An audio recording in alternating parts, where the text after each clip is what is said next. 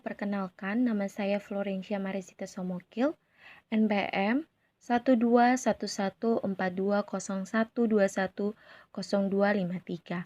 Di sini saya akan mempresentasikan hasil kerja saya yaitu tentang materi komunikasi keperawatan mengenai tahap-tahap komunikasi terapeutik. Yang pertama yang akan kita bahas yaitu komunikasi terapeutik. Pengertiannya yaitu komunikasi terapeutik merupakan suatu hubungan perawat dengan pasien yang dirancang untuk mencapai tujuan terapi dalam pencapaian tingkat kesembuhan yang optimal dan efektif dengan harapan lama hari rawat pasien menjadi pendek dan dipersingkat. Ini menurut Muhid dan Sioto tahun 2018. Yang berikut kita masuk pada tahap-tahap komunikasi terapeutik. Menurut Swar GW 1998 yang dikutip dalam Muslih Lilha dan Fatmawati 2009, komunikasi terapeutik terdiri dari 4 tahap, yaitu yang pertama tahap pre-interaksi. Tahap ini merupakan tahap persiapan perawat sebelum bertemu dan berkomunikasi dengan pasien. Perawat perlu mengevaluasi diri tentang kemampuan yang dimiliki. Pada tahap ini juga, perawat mencari informasi dan mengumpulkan data sebagai dasar atau bahan untuk membuat rencana interaksi. Yang kedua yaitu tahap orientasi atau perkenalan. Tahap ini dimulai ketika perawat bertemu pasien untuk pertama kalinya.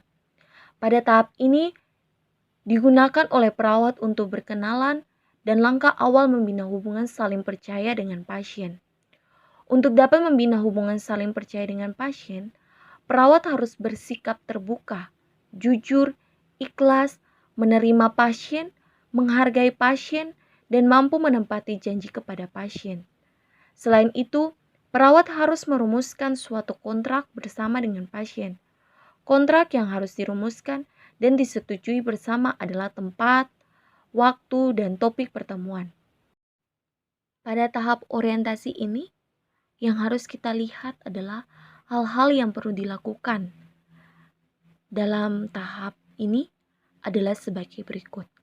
Yang pertama, memberikan salam terapeutik disertai dengan jabat tangan.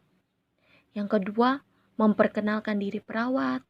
Yang ketiga, menanyakan nama pasien, nama bapak, ibu, saudara, siapa.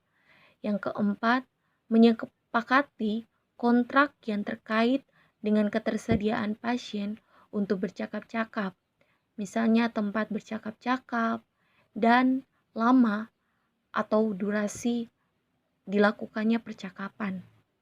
Yang kelima, menghadapi kontrak yang terkait dengan penjelasan identitas perawat untuk membina suatu hubungan saling percaya bersama pasien. Yang keenam, memulai percakapan awal yang berfokus pada pengkajian, keluhan utama, dan alasan masuk rumah sakit. Pada pertemuan lanjut, evaluasi atau validasi dapat digunakan untuk mengetahui suatu kondisi terkini dan kemajuan pasien dari hasil interaksi yang dilakukan sebelumnya. Yang ketujuh yaitu menyepakati masalah dari pasien. Yang ketiga adalah tahap kerja. Tahap ini merupakan inti dari sebuah hubungan perawat dengan pasien dalam keseluruhan tahap komunikasi terapeutik. Pada tahap ini, perawat bersama dengan pasien mengatasi masalah yang dihadapi oleh pasien. Tahap ini juga berkaitan dengan pelaksanaan rencana asuhan keperawatan yang telah ditetapkan. Yang terakhir atau yang keempat yaitu tahap terminasi.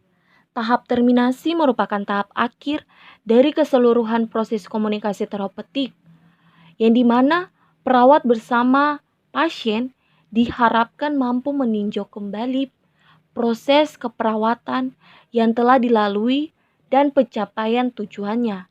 Tahap terminasi ini juga dibagi menjadi 2, yaitu yang pertama terminasi sementara, di mana terminasi sementara ini merupakan akhir dari pertemuan perawat dengan pasien. Akan tetapi, masih ada pertemuan lainnya yang akan dilakukan pada waktu yang tepat dan disepakati secara bersama. Yang kedua, yaitu terminasi akhir, di mana pada terminasi akhir ini, perawat telah menyelesaikan proses keperawatan secara menyeluruh. Sekian dan terima kasih.